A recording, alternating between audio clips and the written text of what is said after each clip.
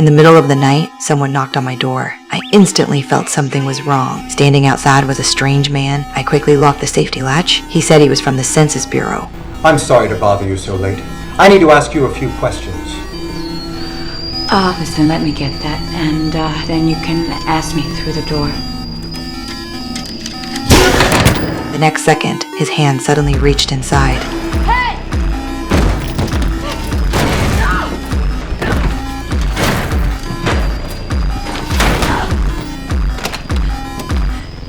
His eyes were hollow and terrifying. I was frozen with fear. Luckily, when he couldn't get in, he left. I crept to the window to watch. His walk was like that of a walking corpse. I was alone at home. I immediately called my boyfriend to come over. I thought it was over. The next day, I went to work as usual, but then I saw something strange. Everyone on the street had hollow eyes. They stared at me, lifeless, full of hostility. I rushed to the office, hoping to find out what was going on. A friend from the hospital called. The test result for that special substance on my son came in. It doesn't belong to Earth. I immediately remembered the space shuttle that crashed a few days ago. It must have brought the virus to Earth. Those infected had turned into walking corpses. My boyfriend suddenly got a call from our neighbor. He said something happened at their house. We rushed over. When we opened the door, I almost died from shock. The man in the house was lying in bed, his eyes and nose covered in a transparent substance. I tried to take a photo. He suddenly lunged at me.